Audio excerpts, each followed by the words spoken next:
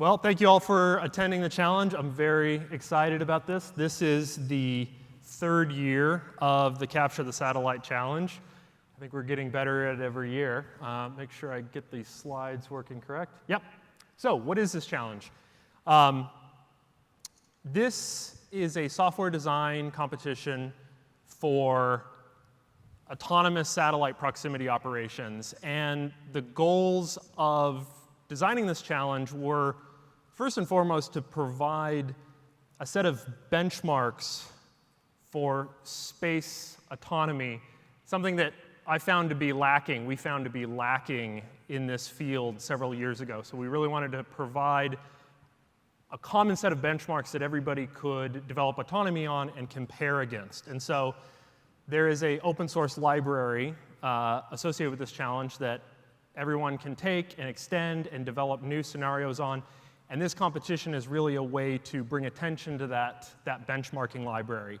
And that library is based on the Kerbal Space Program video game engine. So that provides a very human, intuitive player interface, something people are familiar and excited to use. So we found that it was a very effective way of designing these challenges. It is also a surprisingly good physics engine for things like low Earth orbit satellite mechanics. Now, this is the third year of the competition, so what has improved over the years is that this year we have more competitors than ever before. We had 52 teams from across the world. We have harder adversaries. So the way this competition works is that the participants are actually playing against me. They don't do a head-to-head against each other.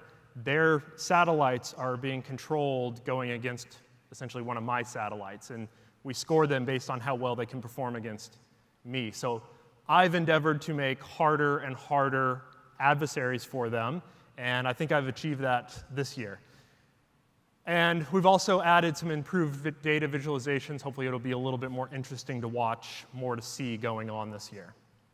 So the workflow of the competition kicked off in September. As I mentioned, this is a QR code for the open source library. I encourage everyone to go check that out and develop it, make use of it for your own research. And teams signed up from industry, academia, and enthusiasts. From September until December of 2025, that's when the teams are developing their agents. And we've seen a very wide range of how these agents are designed, how they are trying to solve these problems, from classical orbital mechanics and optimal control to game theory, and also a lot of machine learning, and even using language models to control satellites. Then in December, we have elimination rounds where we narrow down from the 52 teams down to 8 teams for a semifinals round, and then the top 3 teams from the semifinals are invited here today. And that's what we'll be watching today, is this finals round. The challenge that we'll be watching, which I'll give a little bit of details on, was released 3 days ago. And so the teams only had 3 days to integrate this new challenge and try their agents on this new problem. Each team will give a technical presentation on how they tried to solve the problem, and then we will watch their agent executing this new challenge problem. And the 3 finalists are, I should have put these in different order, because in order of how they will present will be the AVS lab from CU Boulder, the Polytechnic University of Madrid and MIT collaborative team, and then finally the XD lab from Embry-Riddle.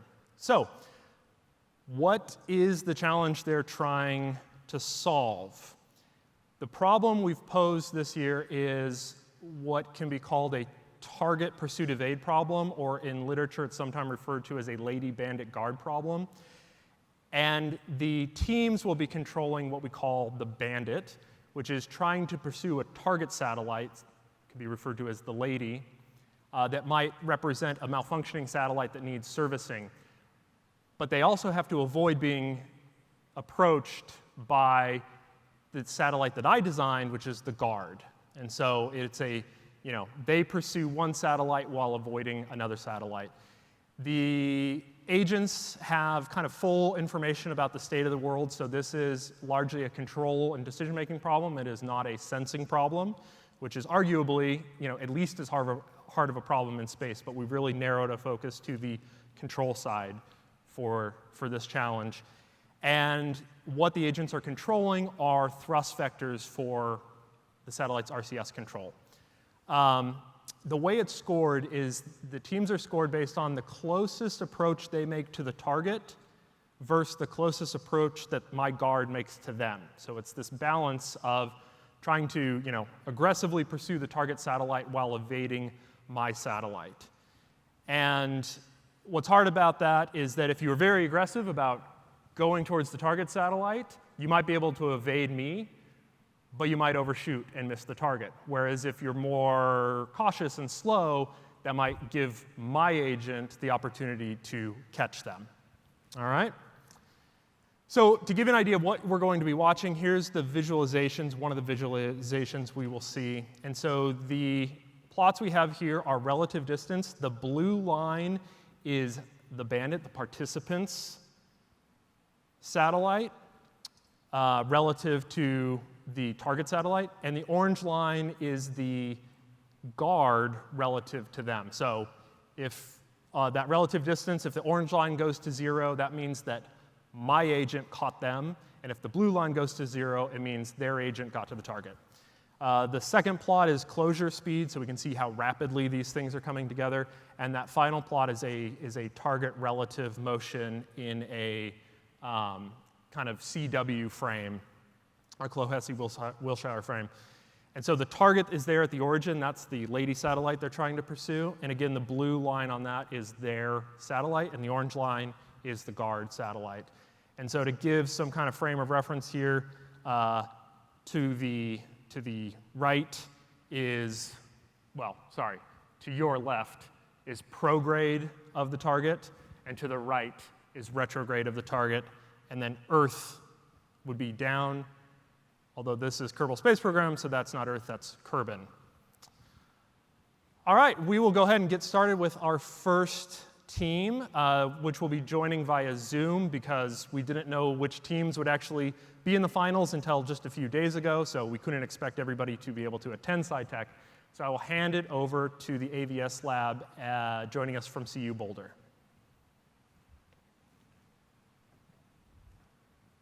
Hey everyone, can you hear us out here? I'm going to take that as a yes. Yes, we can hear you. Yep. Great.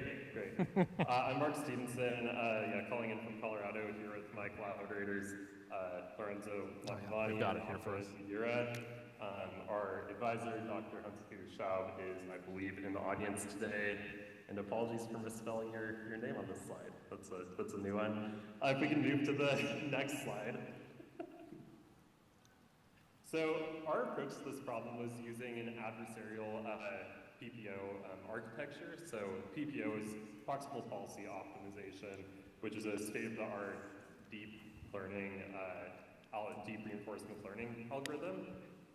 So on the left-hand side here, we have our architecture for how our agent is interacting with the Kerbal Space Program environment. We can see in this flow chart that we take in the raw observation that we're getting from Kerbal Space, and then we are transforming it into hill frame states, normalizing observations, adding some additional information necessary to make the problem more Markovian. We can then take those observations, pass those into our policy network, which outputs thrusts in the hill frame. We then do transformations to both transform the frame of the action we're taking, as well as clipping our action to be within the control envelope defined in the problem, and then returning the action to Kerbal Space.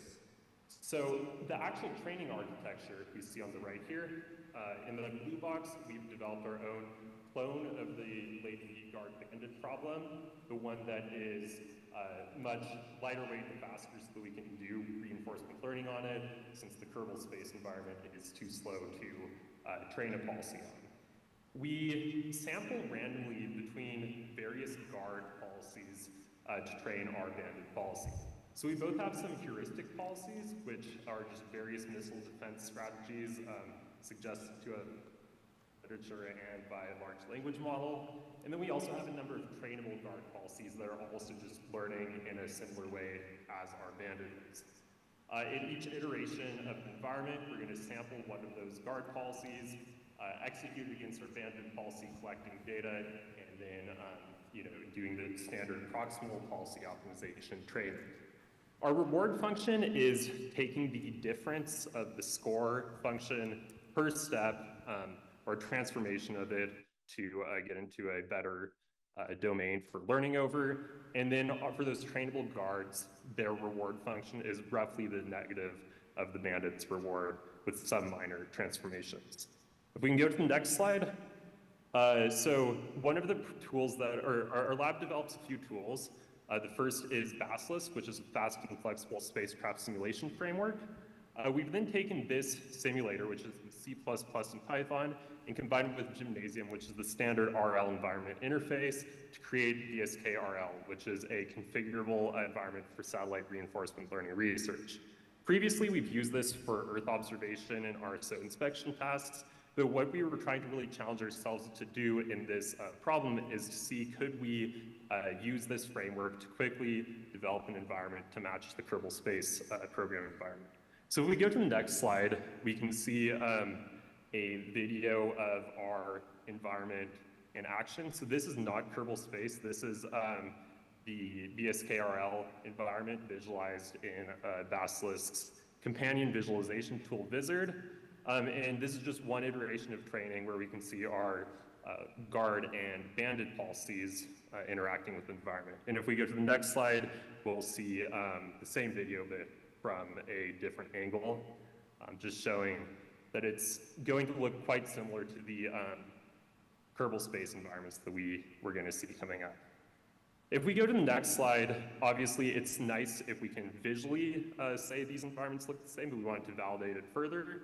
So this really showed that we were able to close the sim to real gap in this case. We were able to run Monte Carlo trials both in the Kerbal Space environment and in our clone of the environment in BSK-RL. And we see that the true environment, the Kerbal Space environment, evolves similarly over time to the BSK-RL environment. We had to do some various domain randomization tricks in order to replicate the environment because there were a lot of unknowns about the Kerbal Space environments that we couldn't replicate exactly. If we go to our next slide, we'll see a quick screenshot of various training curves, just showing that we trained a wide variety of policies, both doing different hyperparameter combinations as well as different training curricula, which largely had to do with how we were sampling those banded policies we were competing against. In our final slide, if you can go to the next slide, you'll see the distribution of performances of some of the policies that we learned. So on the bottom, the x-axis, that's going to show what score the policy got over 20 trials in the cases that it was not captured by the guard. And on the y-axis, we'll see how often each of those policies was captured by the guard on average. The policy that's highlighted in red there is the policy that we're going to be using in today's competition, which balanced pretty well the ability to not get captured while still getting lower, which are better scores. Thank you for listening to our brief description of our methodology here. Feel free to contact us if you have any questions or comments or anything. Thank you. Thank you. We'll go ahead and switch to actually watching the AVS Labs agent.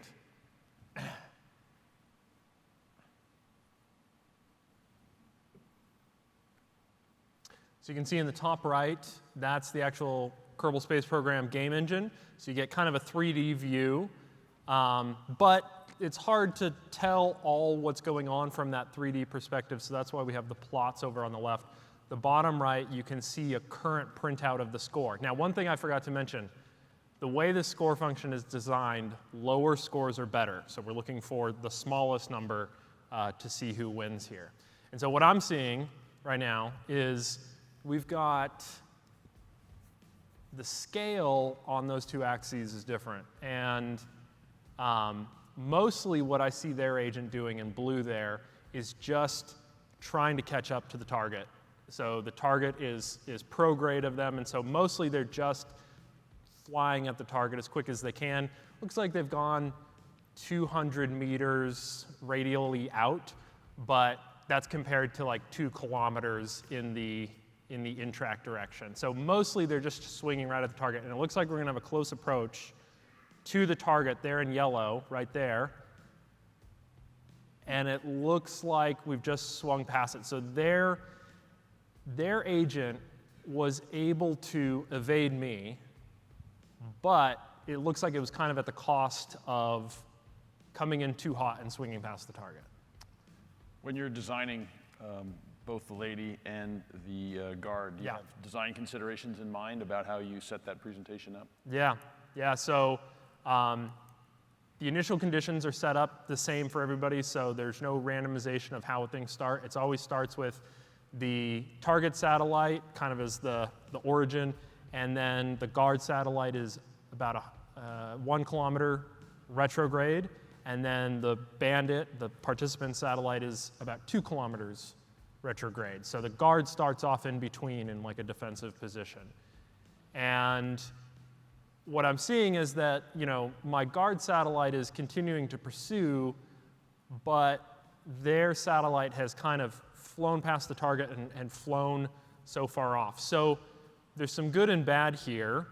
Obviously, you're trying to get to the target, but at this point, they're several kilometers away from the target, but they didn't get that close to me. So they did a good job of avoiding my agent, but didn't get close enough to the target. Now, what I will note about their presentation that I found very exciting was that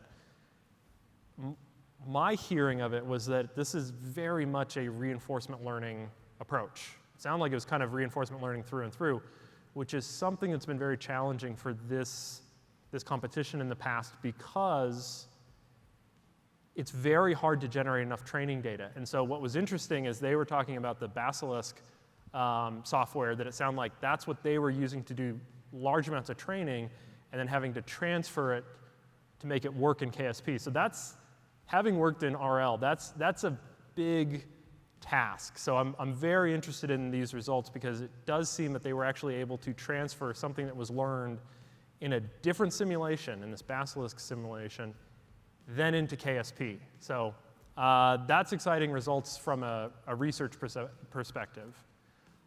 It doesn't look like, the other thing I should say is that the termination conditions of the challenge are either if they get captured by the guard, if they capture the target, or if 4 minutes elapse. So it looks like this one's probably going to time out because they are so far away, there's no way they can get back to the target in any time, in any reasonable time. We're 15 kilometers off target. But I'm deeply interested in the approach they took because of dealing with that sim to real gap that they mentioned. I could maybe call this a sim to sim gap, but it's a very important gap to deal with when you're working with reinforcement learning. So that's the end of that, and I'm just going to jot down the final score. It's embedded there in the text at the bottom. But I got a score of 28,334. So that exact number doesn't really mean anything. It's just relative to the other teams. And again, remember, lower score is better. OK. So next up, we will invite the team from MIT and the Polytechnic University of Madrid. If you'd like to come up and present.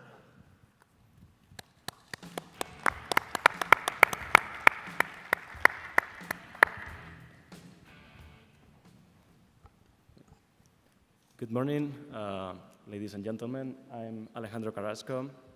I am a former Polytechnic University of Madrid student and a current first-year PhD, master's student at MIT.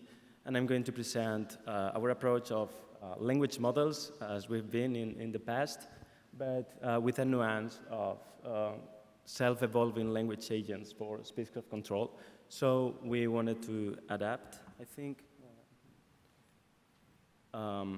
So I want to introduce like how this research came together. So basically, we wanted a way of having an agent in some kind of reinforcement learning loop with observation and actions to be able to solve this problem. But first of all, I am not myself a space engineer. I'm a software engineer, even though I'm in Aeroastro at MIT. So we needed to find an AI way of dealing with this problem. And you can see my laboratory, MIT ARC Lab, and also from last year, our participation where we could get to the second position, fighting pretty well against the first competitor. And our motivation is basically that inside of KSP, as Ross mentioned, you can try to use RL, but you have a sim-to-sim problem. And we couldn't solve it, basically, because of our tools. So we wanted to find a way of dealing with this RL nature problem with an alternative. And at the moment, GPT-3 came out, and we wanted to test out how well could it perform because of pre-training and everything, how good a model that already has some knowledge of the problem, how well can it reason and work in a real-time problem, which is pretty hard. So this is the motivation, and also that we didn't have much data sets, so we needed to rely basically on the pre-training of these models. And you can see in the, I think, left, yeah, all the previous papers that we did in this matter. So I want to ask a question. What are not, I think this is not the updated presentation because I made a change, but instead of what are the spacecraft operations that an LLM could do, because you saw a KSP, what is the architecture that can work with this, because how can a verbose agent, an LLM that doesn't seem to perform well in space, how well can it do, and what is the architecture that we used? And basically, at first, this is the first iteration, you can see that we inputted the user prompt, which is basically the observations of the agent. This is a real-time loop, and we have a latency problem with this because LLMs are not instant models. They take a long time, and if you don't know how LLMs work, they don't have the basic prompt that you can ask. It's not as easy as telling the model, solve me this problem. You have to explain the problem, that is the system prompt, and also ask what you need and all the information for, in this case, the state to be solved, which is the user prompt. And it had some kind of middle layer of code that interacted with the gymnasium, the KSP scenario from Ross, to act in a low-level sense, controlling directly the spacecraft. And then we had the second iteration, so we thought maybe the spatial reasoning can work for this kind of problem, and we put some glasses to GPT and tried to see how well could it perform just looking directly at the gameplay. And lastly, and I think the huge leap, when I think about these changes in LLMs, I feel it like so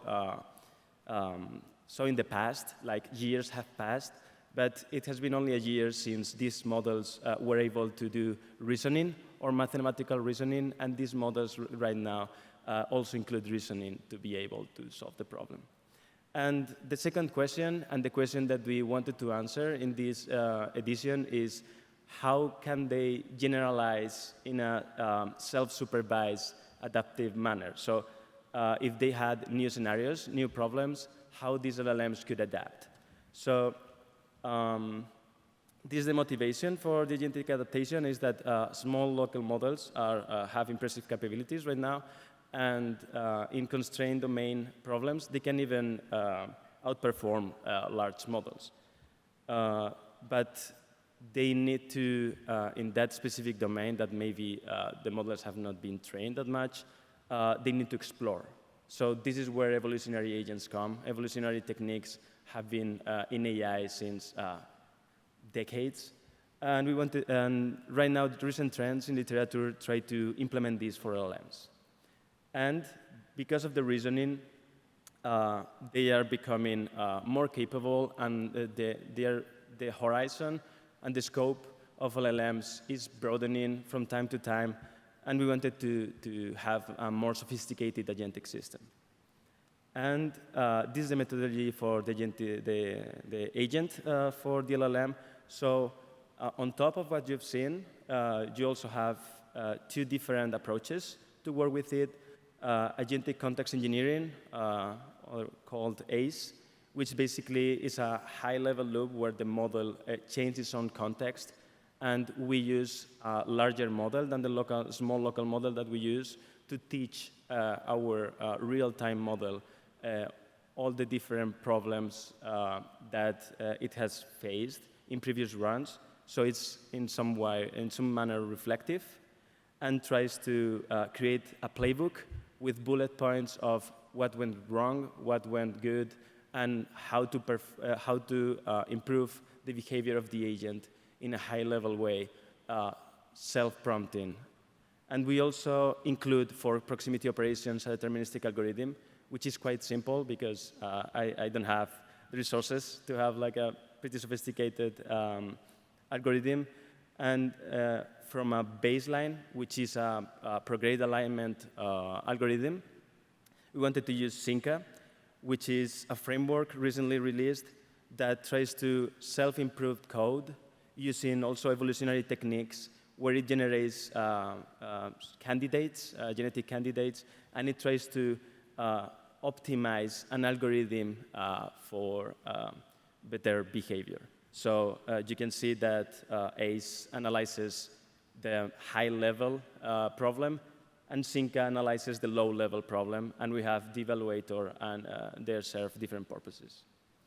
And lastly, I want to present results, preliminary results. So in LGCX scenario, for the semifinals, at first the LLM, because the huge change, the baseline LLM that we had, the version 0, had a lot of guard captures. So the bandit, our agent, was captured a lot of times, and the penalization for that was incredible. So you need to make the agent not get captured in order to win or to get good score. So you can see that in only 6 iterations, where the LLM either self-prompts or changes its own algorithmic behavior, it went from 80% of getting captured to 0% in 4th version. As you can see, the mean score lowered a lot because of that, and dropped to, I don't know how much that is, but 4,000 maybe. And then you can see that it is a trend, because in version 5, it spiked a little bit, but it regained in version 6. And to show you a trajectory analysis using the hill frame plot that Ross presented, you can see the baseline, which are the 2 left plots. You can see that in one plot, we get captured, and we are the lady is the green line, we are the blue line. You can see that we are 2.7 kilometers away from the lady, and we get captured. The agent gets captured when it is close. And you can see another plot where the agent is able to capture the lady, which is also a bit messy, and maybe the guard was not as effective as in the last time, but it was not a great approach. And from self-evolutions, no supervision, we just let the agent run 4 iterations, as I mentioned. You can see a more sophisticated approach, where you can see some kind of layered, phased approach, where it rapidly went to the lady, and when it was close to getting captured, you can see in the other plots, when the guard starts moving, that it tries to be a little bit more sophisticated, and it moves laterally, which you cannot see in here, to evade the guard while trying to capture the lady. So basically, we lower to 0 the ratio in that scenario to getting captured. in some kind of trade-off where we couldn't be that aggressive. And we have this 3D plot where you can see in V0 on the baseline how aggressive we were, how narrow the trajectory, the motion was, compared to the self-evolved trajectory, where it is more nuanced and it makes in the middle of the trajectory lateral evasion maneuvers. And this is all for me. If you're interested on the research, this is a journal paper published from previous competitions, which is called Large Language Models as Autonomous Space Operators in Kerbal Space Program. And thank you. Now you can see how our agent behaves. Thank you. All right. Let's take a look at the UPM-MIT agent.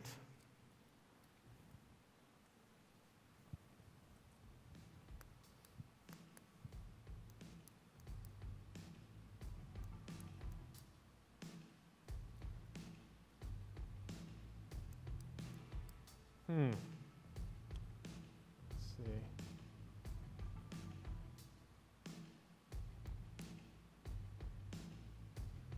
Okay, I'm not seeing yet the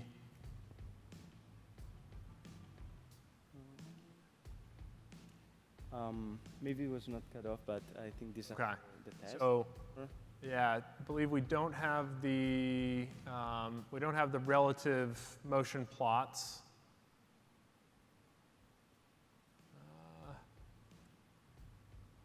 And I'm not seeing any action yet. I'm wondering if the correct file got transferred or not.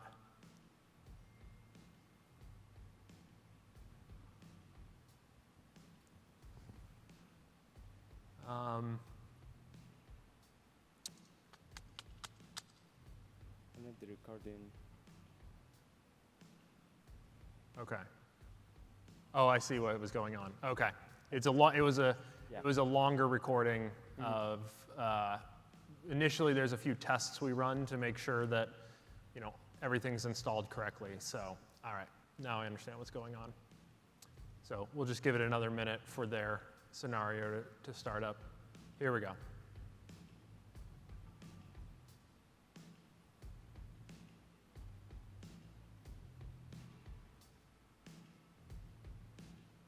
Okay, so in this one, we can see down in the bottom, everybody kind of formatted their screen differently in terms of how much space they gave to it.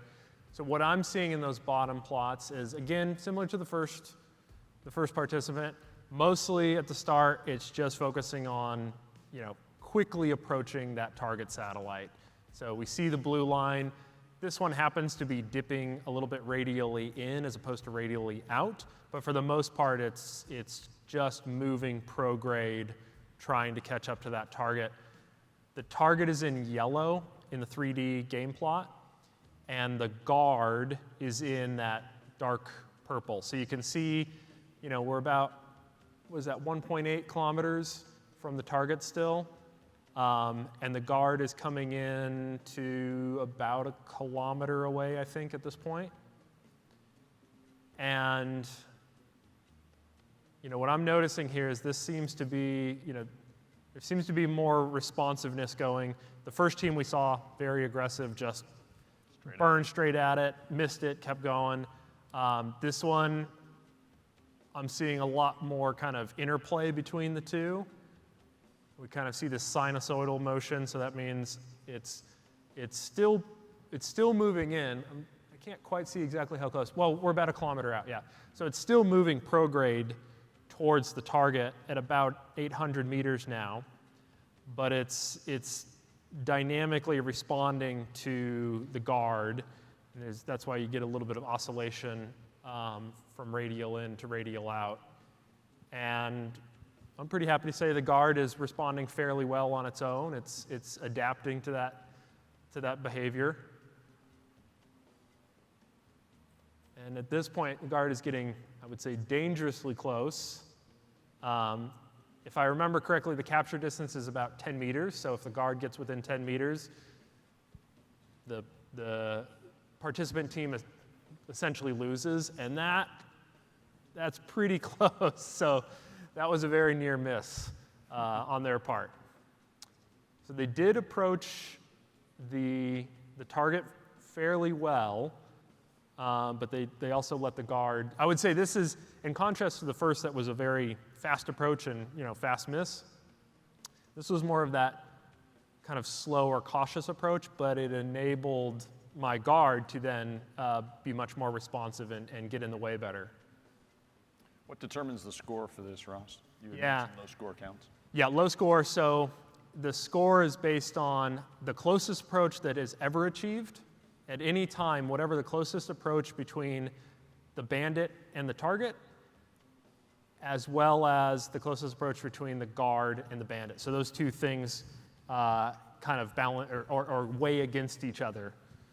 So the best you could possibly do would be, you somehow magically get straight to the target and you never get within 1 kilometer of my guard. That would give you the perfect score. But I don't know that that's really possible. I'd like to think my guard is sophisticated enough that you can't outsmart it that well. So what we're seeing is a really close proximity operation here within a few meters. I mean, that was, like what was that? Something like 50 meters or less to the target, but I think the guard was even closer that whole time.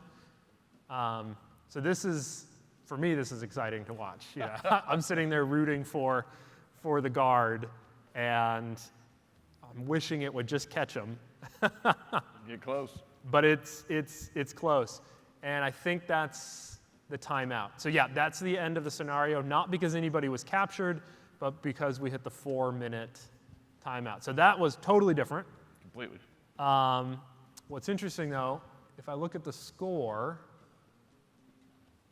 so I get a score for that of 36,309. So it's a completely different behavior, much closer in proximity, but because of that, they were also getting penalized for having the guard so close. Right. So it's not obvious, it's not obvious right off the bat who really is better out of those two, and that's why we have to have this objective scoring function. All right, thank you. Thank you. Let's thank the speaker. And then we'll bring up our last team, the XD lab from Embry-Riddle.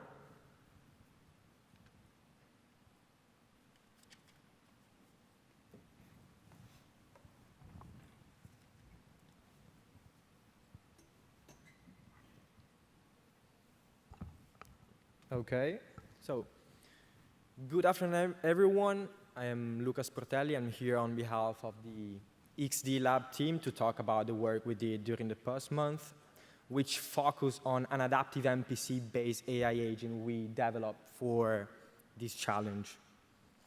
This is the index I'm going to go through, so I'm going to talk about the MPC and how we train the agent, passing to the conclusions, of course, and to the references we used.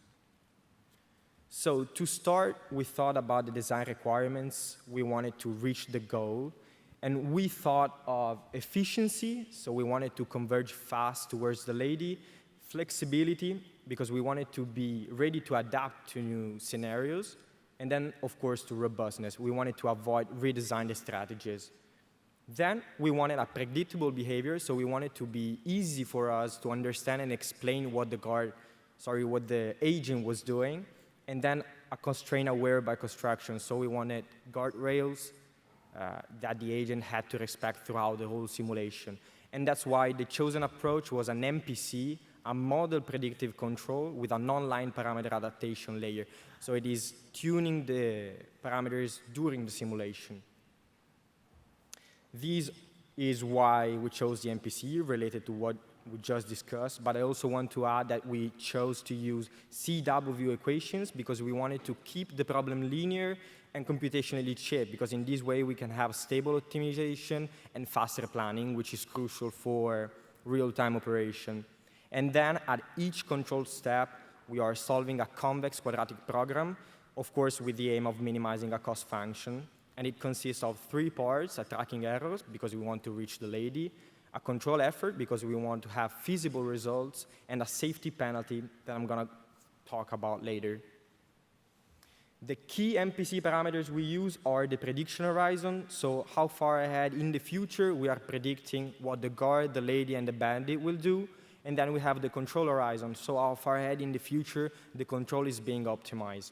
And then, of course, we have the weights for the cost functions, so the traction toward the lady, the control weights, and so on. Then we have this slack parameter, and it is crucial for the safety logic because it allows limited but penalized constraint violation to maintain the feasibility. And talking about the safety logic, we had a guard awareness logic. So as you can see, we have a buffer zone, the largest sphere around the guard. When we are outside of it, we don't think where the guard is. When we are inside of it, we start predicting what the guard will do in the future. And then we have the keep out zone, the smallest sphere around the guard. And this is the area where we don't want to get inside. Then we have the soft constraint. And it is crucial for us because we have a constraint that is the distance between us and the guard must be larger than the radius of the keep out zone. But it might happen that the MPC is giving you a trajectory and in the future will be inside the keep out zone. So it's like if the MPC can buy a value for this lag parameter and it's going to be added to the distance between us and the guard so that the constraint is respected even if in the future it might not be respected. So what is happening here is that the MPC at the next step will try to give you a new trajectory with a lower value of the slack parameter, even 0, so trying to be outside of the keep out zone. And then we also added a hard CBF, a constraint barrier function, which is ensuring instantaneous safety. So it's like a second safety net for us. Talking about the agent, the MPC is the low-level controller, while the AI is not directly computing the thrust or the control, but is acting as a meta layer, as a meta controller, adapting the MPC parameters. And we train it based on an episodic training. So run after run, it is learning based on the score he got in the previous runs, but also based on how the parameters updated across the run. So we would say this is an offline learning because it learns once the run is finished, but with an online adaptive tuning. And the tuning has been done with a cross-entropy method and a covariance matrix adaptation evolutionary strategy technique. And thanks to those, we were able to adapt the whole weights I've talked about, so all the MPC parameters we discussed before. You can see also a plot, and you can see that increasing the number of runs. The orange dots are the successful ones. It's like if at the beginning it is trying different strategies, but at a certain point it learns and the score is lower, but it remains lower. So it means the agent learned. For us, it was key to prioritize the objective. Of course, for us, the main one was to reach the lady. Then we did our best for the control effort and to respect the constraints. And it mattered for us because the combination of the MPC with the AI agent allowed for strategy changes while having safety, explainability, and predictability of what the agent was doing, so to understand what it was choosing. And that's why for the results, we noticed a significant score improvement with respect to the classic MPC. During the preliminaries, we got 1,700 with respect to the 5,000, and it was way more robust to the scenario changes, and also no strategy redesign was needed from us. And that's why the key takeaways for us are that the MPC provided a reliable backbone, helping us to have a clear distinction between the control and the decision making, and the AI enhanced the adaptability, the flexibility of the controller, making it scalable to the new scenarios of the semifinals and the finals. And these are the references we used during the past month. Thank you very much for your attention. All right, let's take a look at your agent. And it looks like this one's straight into it. And okay, yep, we can see the lines coming up here. So again, as all of them must do, you've got to go towards the target. And so that's what we're seeing for the most part here, mostly focused at the start here in just moving in that prograde direction, trying to get to the target. I don't yet have the line yet for the guard, so I can't see yet where the guard is or how the guard's responding. So swinging a little bit radially out. Yep, there we go, yep. Few hundred meters radially out. So far, I don't really see any advantage or disadvantage whether you kind of go radially out in prograde or radially in prograde. I'm not noticing any distinct advantages one way or the other there. But you do see the guard moving into an intercept position, which is good. Looks like we're about 1,500 meters from the target at this point, coming up on 1 kilometer. Maneuver. Yep. And starting to move back to radially aligned with the target. Okay, so it appears it's done the bandit has done a pretty good evasion of the guard there. So they've gotten on the inside now. The guard has kind of missed, and so I'd say they have the advantage at the moment. Now I can see, you can't see it in the 3D plot, but in the telemetry plots, I can see the guard in hot pursuit, but I don't know if it'll get there quick enough. So whatever maneuver they did there seemed to be pretty effective. Now we're very close now. We're, on the order of, 100 meters or so. But they weren't able to quite capitalize on that. They had a really good position on the target, but they came in a little bit too hot, so they've swung wide, which is giving the guard a chance to come back in.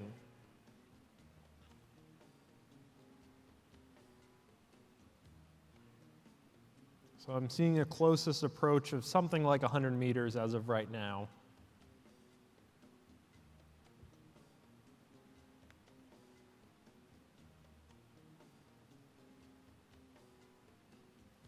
And it seems that the guard has not been able to quite get back in and really interfere. Now, I will say, I haven't really made a lot of note of what I did in terms of how the guard was designed. One of the things I will note, though, is there is safety protocol for the guard to make sure the guard doesn't hit the target, the guard doesn't hit the lady. So that's something that they might have done it on purpose, or you could kind of on purpose or inadvertently take advantage of the fact that the guard will be more conservative once it gets near the target. And it looks like that was, they're really close. Very close. Are they going to be able to capture? The guard I can see it coming in, trying to get there, but I don't know that it's going to get there in time. And that was a successful capture. So that was very good. Congrats to the team. That is essentially a win. They achieved their mission of capturing the target satellite. So very, very good job. Very good evasion of my agents.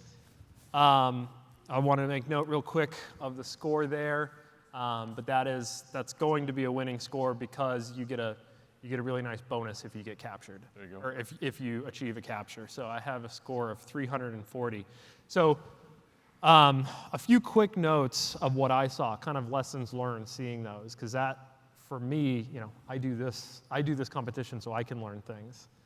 What was fascinating is they all had completely different techniques. Mm-hmm. First team had a reinforcement learning technique. The second team had a language model. I mean, they were essentially asking ChatGPT what to do, and then you could see they made several versions of making that more and more sophisticated using vision language models and then using reasoning.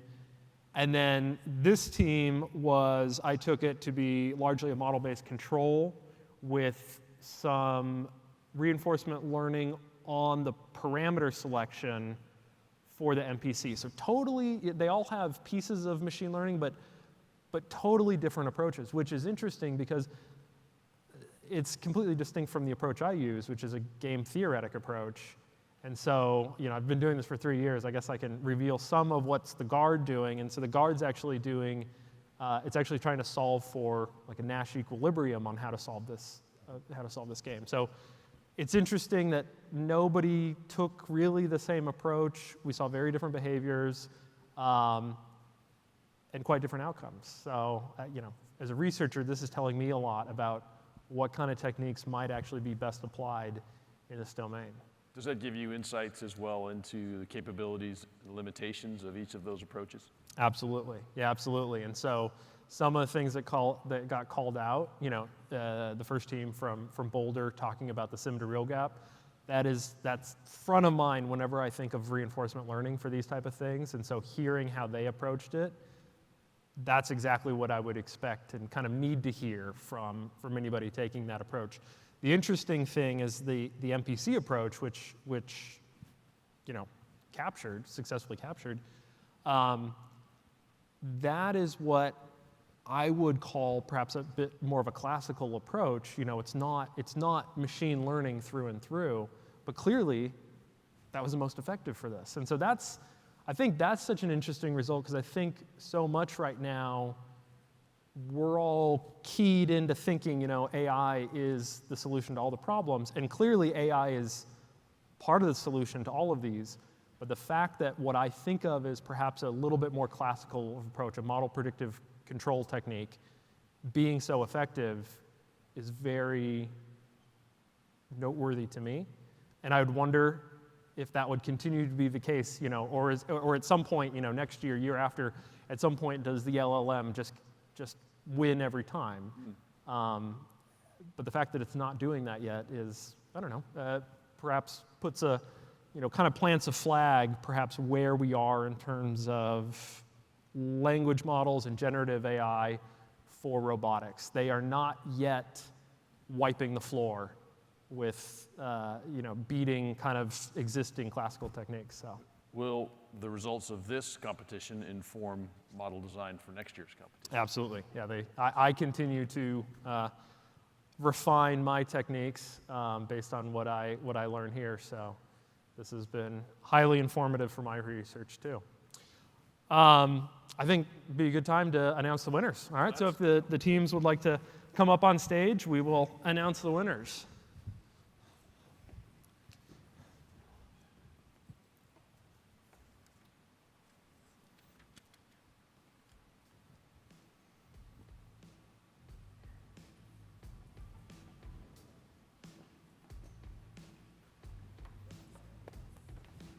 All right, so yeah, come on, spread on out, come on over. Yeah, you guys can stand over by Regan. He'll hand out the certificates. You can, if you want to spread out however you best want to. So in third place is the team from UPM-MIT with a score of 36,309. Congratulations. If you want to go grab your certificate from Regan. So again, we saw a very interesting behavior there. The UPM-MIT team had a much closer dynamic interaction between all the agents, but allowing that guard to get so much closer is what cost them a lot of points. In second place, the AVS lab from CU Boulder. And we have representing CU Boulder, Professor Schaub, the lead of the AVS lab. So he gets to come out here and get all the credit while his students are back in Colorado. And in first place, the XD lab from Embry-Riddle. Congratulations. Oh, did you get the wrong one? Yeah. Let's see, did we? Oh, we swapped up the wrong ones. Here we go. Retake the pictures. All right. There we go. We'll get it. We'll get all the pictures afterward. And here, I'll hold this with you too. Yeah, everyone want to get in? Everyone get in view?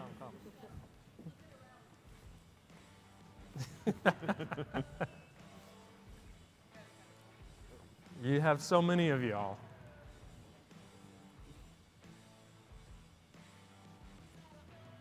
All right, thank you. All right, let's thank the teams again.